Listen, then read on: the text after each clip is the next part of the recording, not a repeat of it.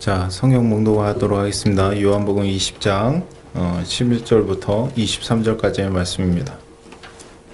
요한복음 20장 11절부터 23절까지의 말씀입니다. 제가 먼저 읽도록 하겠습니다. 마리아는 무덤 밖에 서서 울고 있더니 울면서 구부려 무덤 안을 들여다보니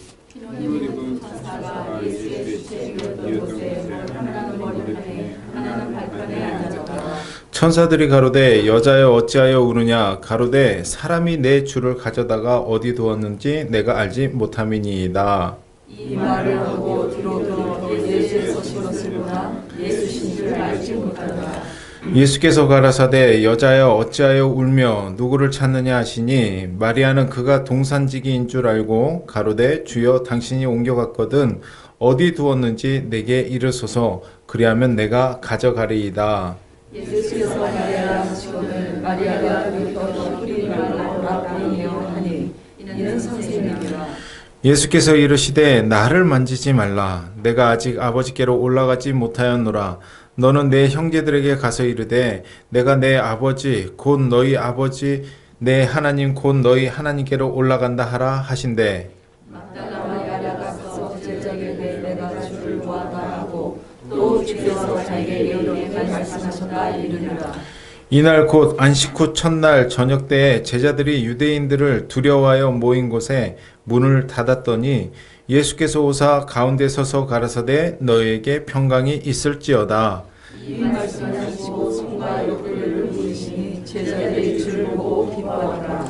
예수께서 또 가라사대 너희에게 평강이 있을지어다. 아버지께서 나를 보내신 것 같이 나도 너희를 보내노라. 이 말씀을 하시고 저희를 향하사 숨을 내쉬며 가라사대 성령을 받으라. 같이 하겠습니다. 너희가 네 죄든 사하면 사하여질 것이요 네 죄든지 그대로 두면 그대로 있으리라 하시니라. 아멘. 자, 당신은 부활하신 예수 그리스도를 만나 보셨나요? 라는 제목을 가지고 오진희 전사에 나오셔서 말씀 증거해 주시겠습니다.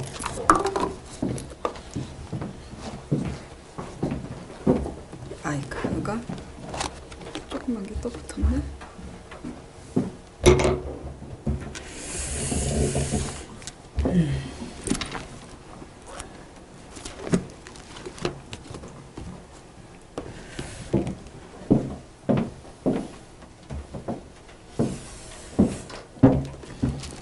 할렐루야.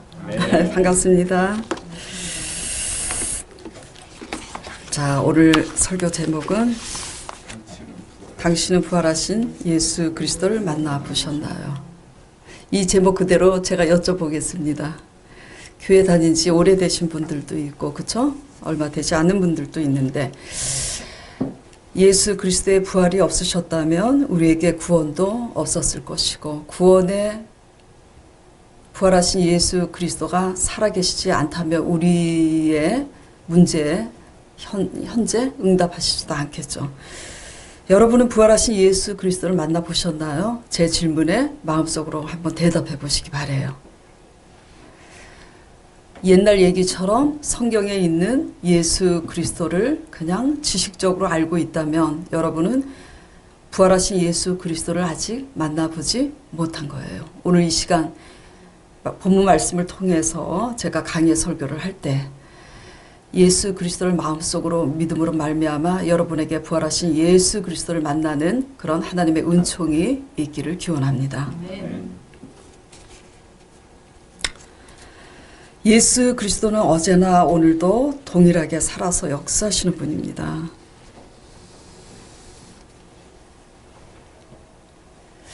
부활하신 예수 그리스도를 만난다는 것은 살아계신 예수 그리스도를 만나는 것 그 이상입니다.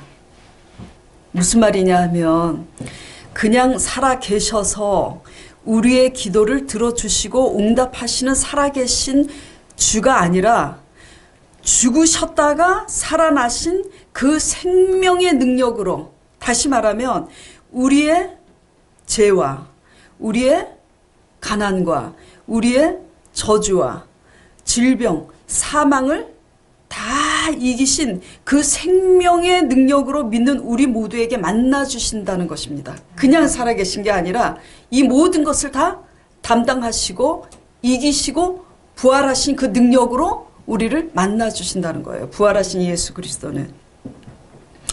이것이 부활의 예수 그리스도시고 이것이 예수 그리스도의 십자가의 언약입니다. 교회를 상징하는 이 십자가가 예수 그리스도의 언약이잖아요. 이 예수 그리스도 십자가 언약을 지식으로가 아니라 믿음으로 바라보시는 여러분 되시기를 축원합니다. 자, 이 부활하신 예수 그리스도를 만나면 우리에게 어떤 일이 생길까요? 오늘 성경 말씀 요한복음 20장 말씀을 통해서 우리가 어떤 일이 생기는지, 그리고 이 말씀대로 여러분 삶 속에 이런 일이 생겼는지, 아니면 말씀만 알고 있지 내 심령 속에는 한 번도 이런 경험이 없다면 다시 한번 생각해 봄으로써 살아계신 예수님을 만나시는 여러분 되시길 바랍니다. 먼저 이 예수님을 만나기 위해서 우리가 인식해야 될 점이 있어요. 뭐냐면 첫째, 피조물된 우리 인생들의 한계와 조물주 되신 하나님과의 차이점을 알아야 합니다. 요한계시록 1장 8절에 안 찾아보셔도 돼요. 요한계시록 1장 8절에 주 하나님이 가라사대 뭐라고 말씀하셨냐면 나는 알파와 오메가라. 이제도 있고 전에도 있었고 장차 올 자요 전능한 자라. 이렇게 말씀하셨습니다.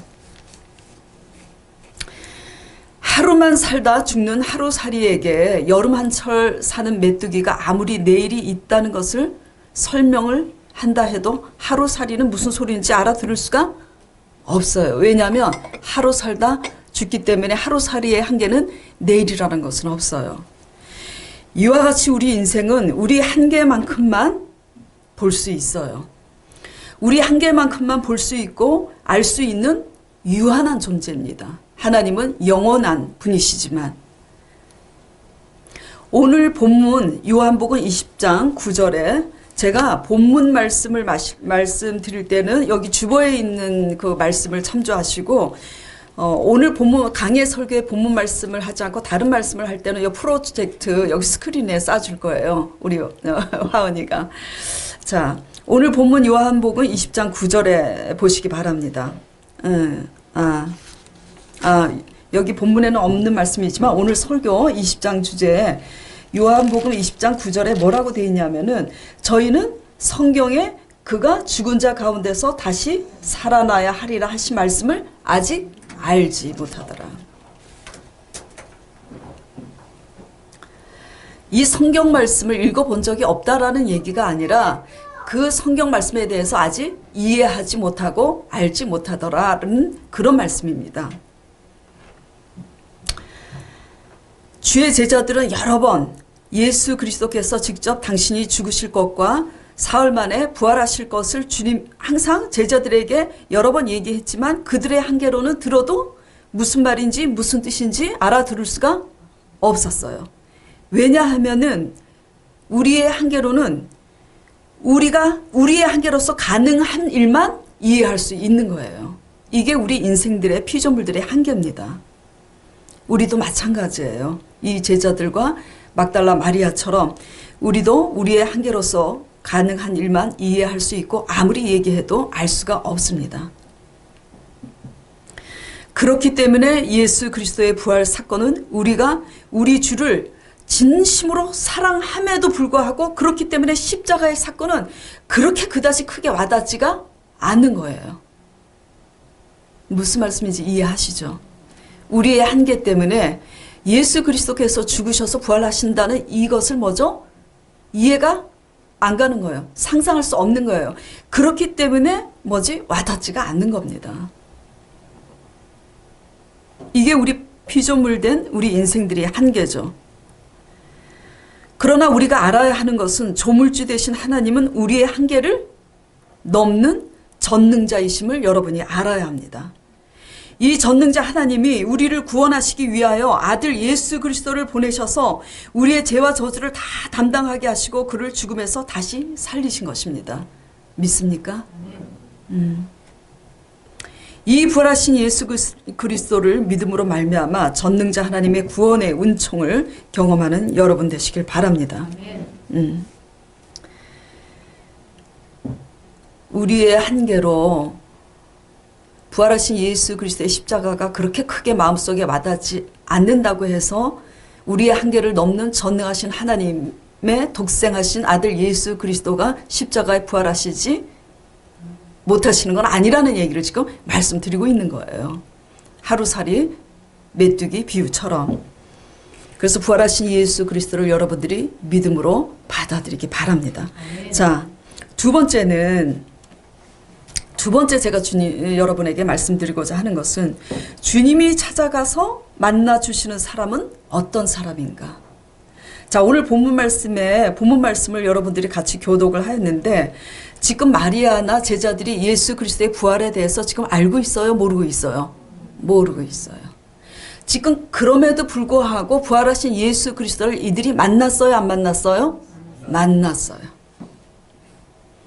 알아야 되는 것은 우리가 부활하신 예수 그리스도에 대해서 정확히 믿고 있고 알고 있다고 해서 예수 그리스도의 부활을 경험하는 건 아니에요.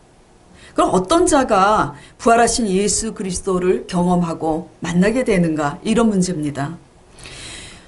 우리 한계 때문에 부활을 잘 알지 못해도 주님을 진정으로 사랑함으로 믿는 자들에게는 어떤 자들에게요? 진심으로, 신령과 진정으로 사랑함으로 믿는 자들에게는 그 슬픔 가운데, 그 두려움 가운데 부활의 능력으로 찾아와 만나 주신다는 사실을 여러분은 아셔야 됩니다.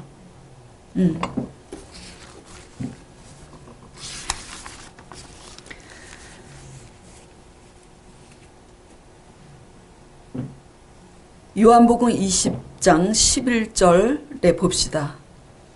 오늘 본문 말씀. 마리아는 무덤 밖에 서서 어떻게 하고 있다고요? 울고 있어요.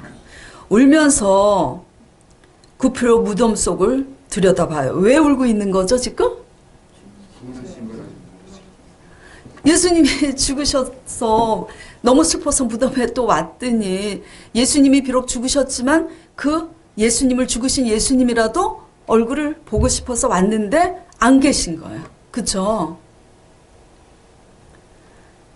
지금 제가 여러분에게 막달라 마리아가 왜 울고 있냐고 묻는 것처럼 천사도 묻고 있습니다. 13절에 천사들이 가로되 여자여 어찌하여 우느냐.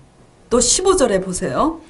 예수께서 가라사대 여자여 어찌하여 울며 누구를 찾느냐. 지금 묻고 있어요. 그쵸? 어찌하여 우느냐. 막달라 마리아가 왜 우는지를 대답합니다. 13절에 내 주를 가져다가 어디 두었는지, 누가 도대체 예수님의 시체를 누가 어디다 옮겼는지 내가 알지 못해서 운다고 얘기하고, 예수님께서 바로 곁에 계셔서 마리아에게 너가 어찌하여 우느냐 하는데도 마리아는 예수님인 줄 모르고 그 무덤을 지키는 동산지기인 줄 알고, 내 주를 가져다가 당신이 내 주를 가져다 옮겼거든 어디에 두었는지 나에게 이르소서. 지금 이렇게 얘기를 하고 있는 거예요. 하여튼 마리아가 우는 이유는 예수님의 시체가 없어졌기 때문에 그 시체라도 보고 싶어서 울고 있는 거예요. 그렇죠?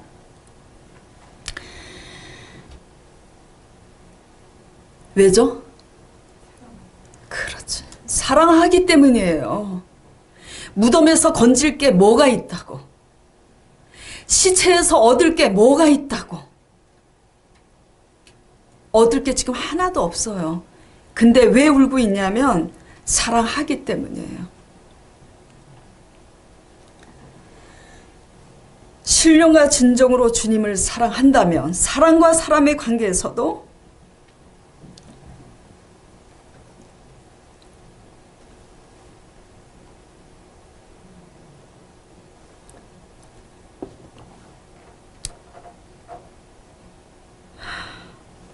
진실한 사랑은 건질 게 없어도 얻을 게 없어도 사랑하기 때문에 웁니다. 진실한 사랑은 건질 게 없어도 얻을 게 없어도 사랑하기 때문에 그냥 기다립니다. 주님의 택하신 제자들도 비록 두려워서 숨었지만 그들은 모두 주님을 사랑해요. 그렇다면 이 진실한 사랑으로 믿는 믿음이란 우리에게 과연 어떤 것일까요?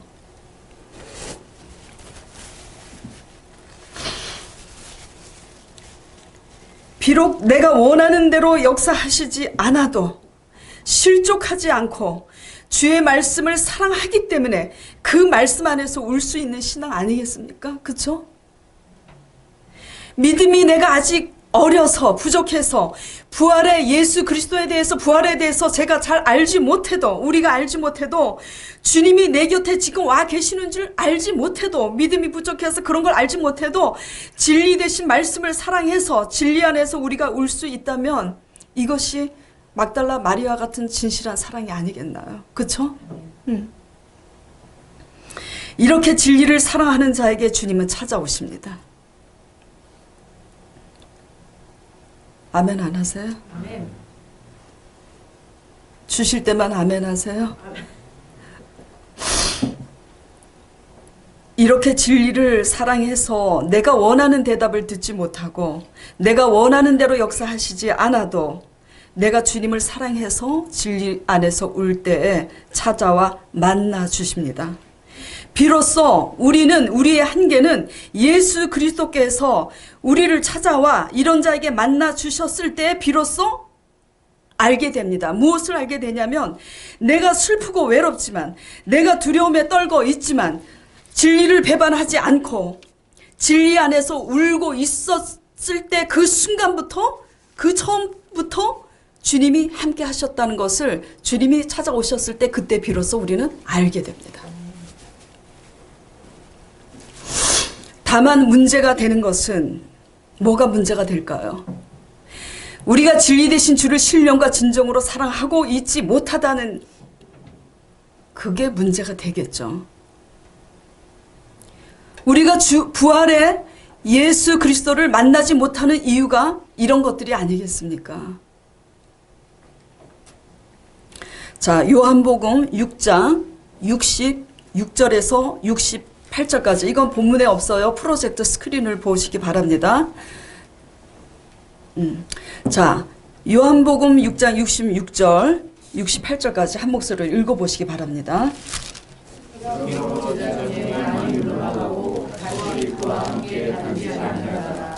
예수께서 열두 제자에게 이르시되 너희로 가느냐 시몬 베드로가 대답하되 주여 영생의 말씀이 계시매 우리가 이리로 가오리이까. 오병이어의 기적에서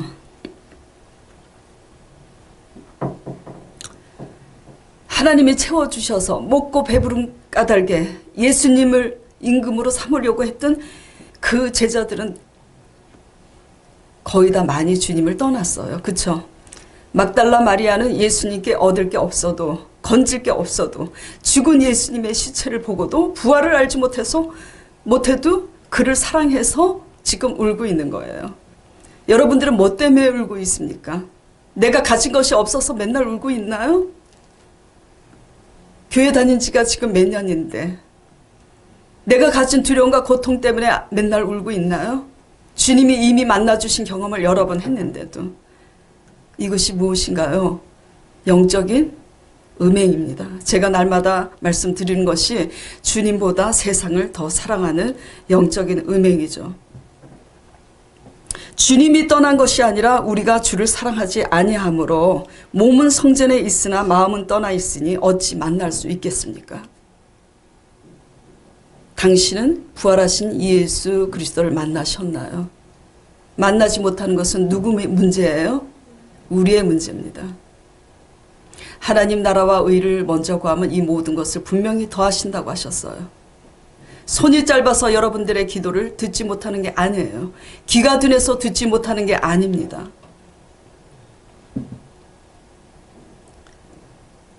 우리의 문제 때문에 탄식을 하고 운 적은 있어도 내가 말씀 안에서 순종하지 못하는 내 불순종과 우리의 악한 모습 때문에 진리 안에서 울고 있나요?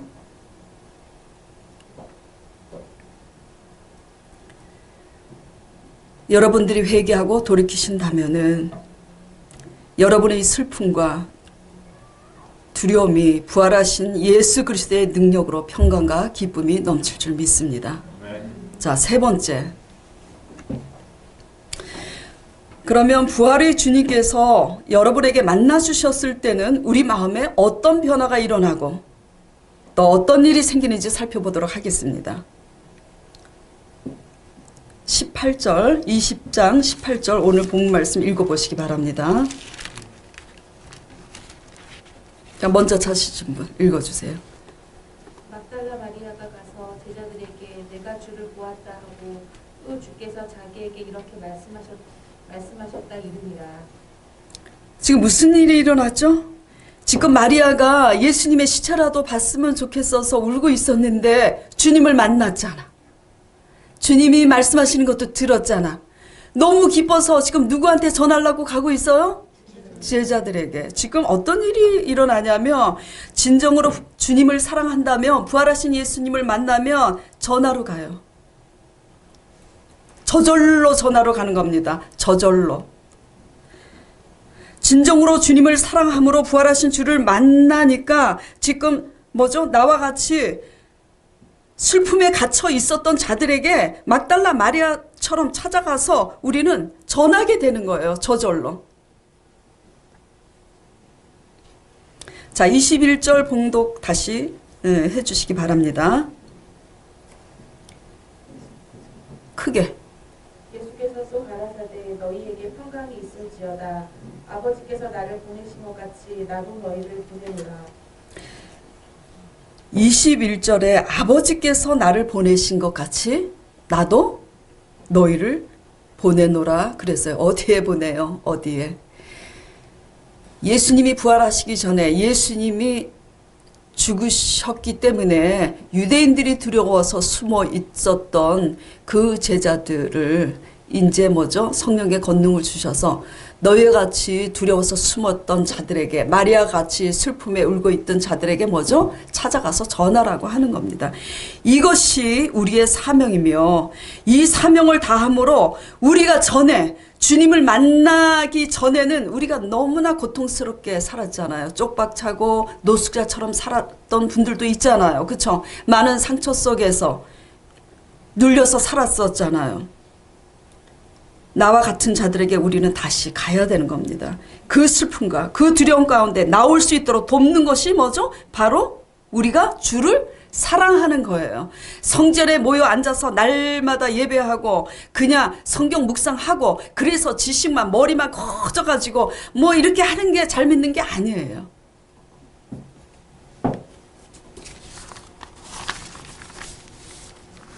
또 어떤 일이 생겼을까요? 19절, 21절 연달아서 읽어주시기 바랍니다. 다 같이.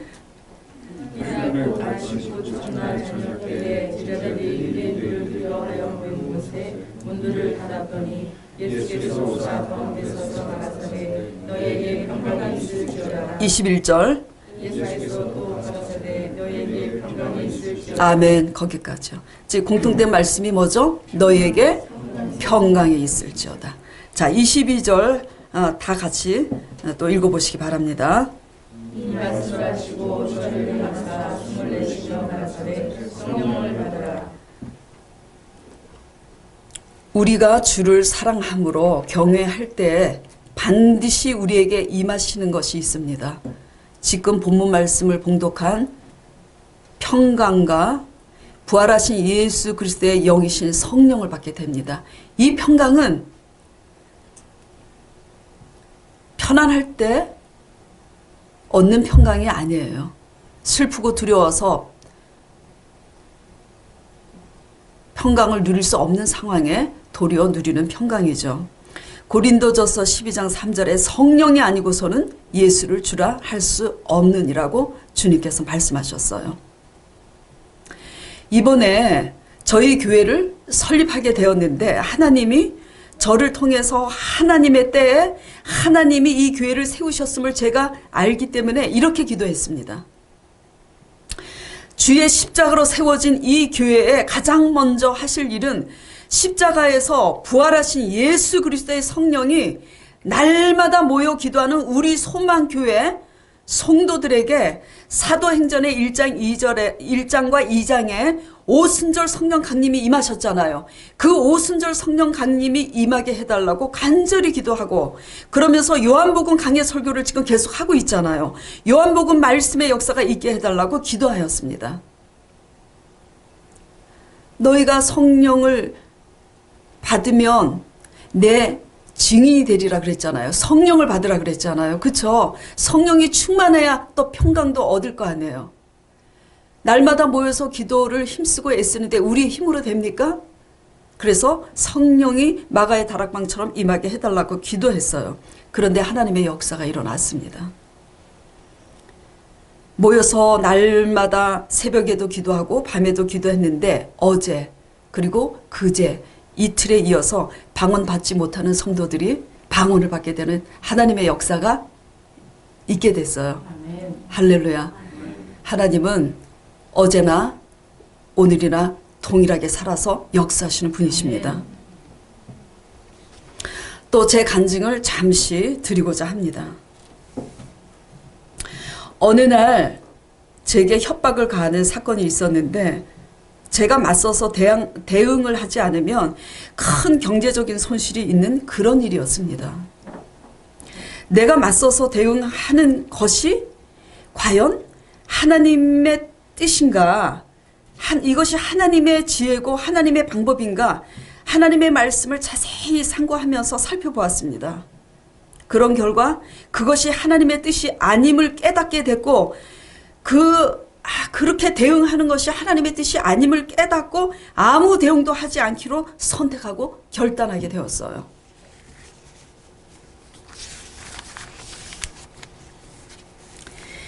마리아가 주를 사랑하여서 그 시체라도 찾기를 원하여서 온 것처럼 제가 많은 것을 잃어버린다고 해도 주를 잃어버리지 않기 위하여 결단한 겁니다.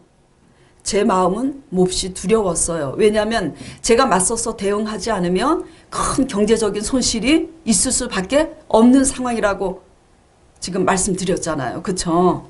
몹시 두려웠습니다. 그러나 결단했기 때문에 저는 그에게 저를 협박하는 그 사람에게 이렇게 말했습니다.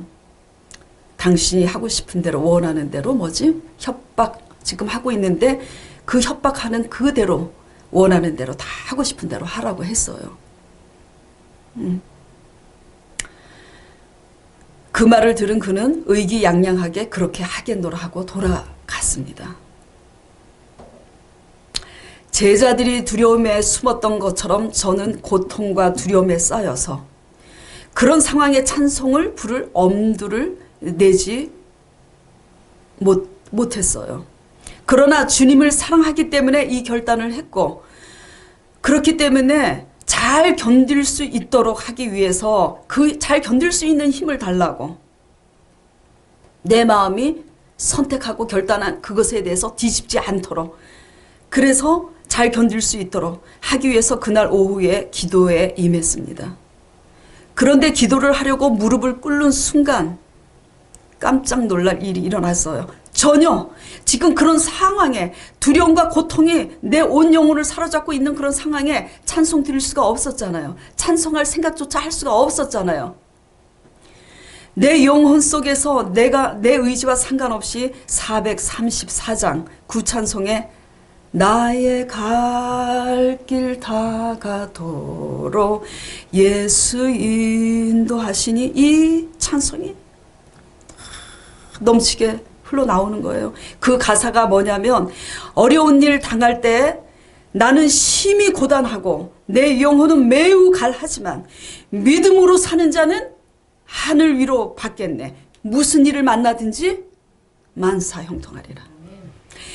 내 주 안에 있는 국률 안에서 나의 앞에 반석에서 샘물나게 하시네. 저는 말할 수 없는 하나님의 평강과 함께 그런 상황에 그 찬송의 메시지가 내게 주신 하나님의 응답인 것을 저는 알아들을 수 있었어요. 나를 협박한 그 사건에 내가 형통하게 되겠구나를 아는 거예요. 그래서 저는 도리어 그 두려움 속에서 이제는 큰 평강 속에서 큰 기쁨으로 주님을 찬양하게 되었습니다. 일주일이 지나서 일주일인가 열흘인가 지나서 저를 협박하던 그 사람이 제게 왔어요. 그 사람이 제게 이런 고백을 합니다. 그렇게 3번씩 한 달 간격으로 3번씩 와서 저를 협박하던 그분이 제게 이렇게 말을 하는 거예요. 내 양심이 내가 아는데 협박한 그 일은 자기 것이 아니라고. 반응이 없네. 할렐루야.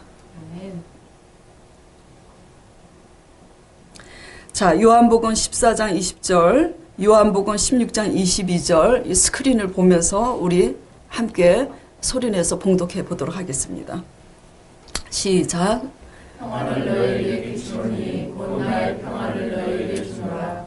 내가 너희에게 준 것은 세상이 준 것 같지 아니하냐. 너희는 마음에 근심하지 말고 두려워하지도 말라. 지금은 너희가 근심하나 내가 다시 너희를 보리니 너희 마음이 기쁠 것이요 너희 기쁨을 빼앗을 자가 없느니라. 주님이 주시는 평강은 뭐와 다르다고 그랬어요? 세상이 주는 평강과. 그 협박 속에서 저는 고통과 두려움 속에 제자들이 예수님이 돌아가신 것을 알고 두려워서 유대인들이 두려워서 숨어 있었던 것처럼 저도 두려움 속에 갇혀 있을 수밖에 없었어요. 그러나 주님을 사랑하기 때문에 그것을 잃는다고 해도 같이 대응하는 것이 하나님의 뜻이 아닌 것을 알았기 때문에 그 모든 것을 내려놨지만 마음의 할례는 이루 말할 수가 없이 고통스러웠죠. 그러나 주님의 뜻대로 주님 말씀 안에서 울면서 그것을 선택했을 때 부활의 주님께서 제게 찾아오셨잖아요. 제가 하나님 말씀에 대해서 울고 죽을 때 누가 일을 하신 거죠?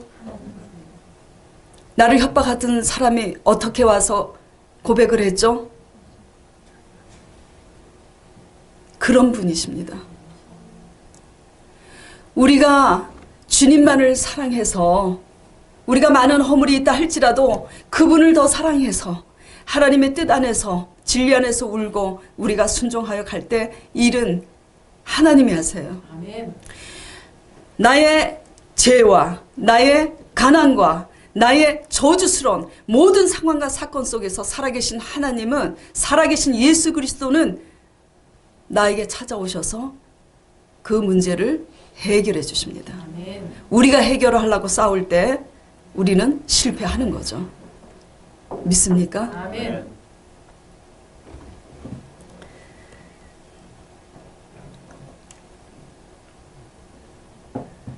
크게 한 것도 없어요, 제가. 주님 앞에 어마어마하게 헌금을 뭐 드린 것도 아니고 엄청 크게 뭐 한 게 없습니다. 그냥 가지로서 나는 가지이기 때문에 가지가 할 수 있는 일은 아무것도 없잖아요. 뭐만 하면 돼요? 붙어 있기만 하면 돼요. 붙어 있는 게 뭘까요? 순종이에요. 순종하지 않고 날마다 예배당에 열심히 모이고 순종하지 않고 많은 헌금을 드리고 순종하지 않고 성경 공부 많이 해봐야 하나님이 우리의 삶을 대신 살아주시지 않습니다.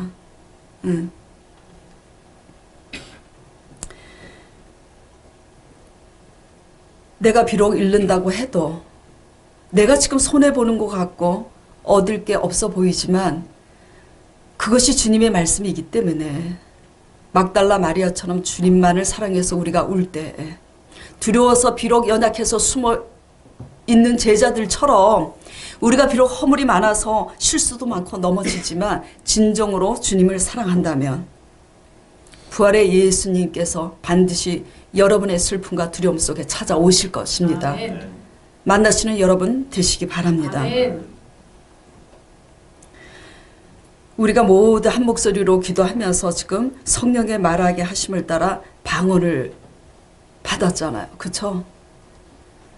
아, 정말 아니 제가 순복음 교회 다니면서 목사님의 인도로 통성기도를 밤에 철회를 하면서 받았을 때 느낌하고 제가 담임 목회자로서 성도들이 이 방언을 받을 때 하고 또 느낌은 참 다르네요. 얼마나 벅차고 이루 말할 수가 없어요. 여러분 모두 한 분도 빠짐없이 부활하신 예수 그리스도를 만나시길 축원합니다. 아멘.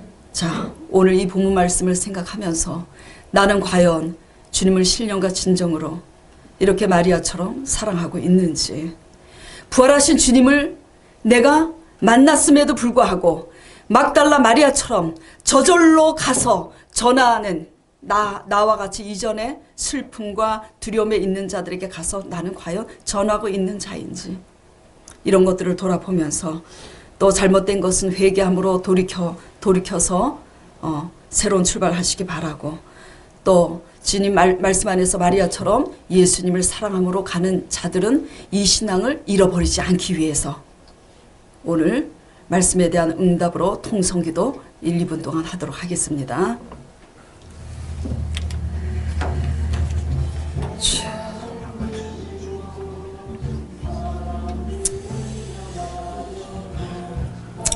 주님,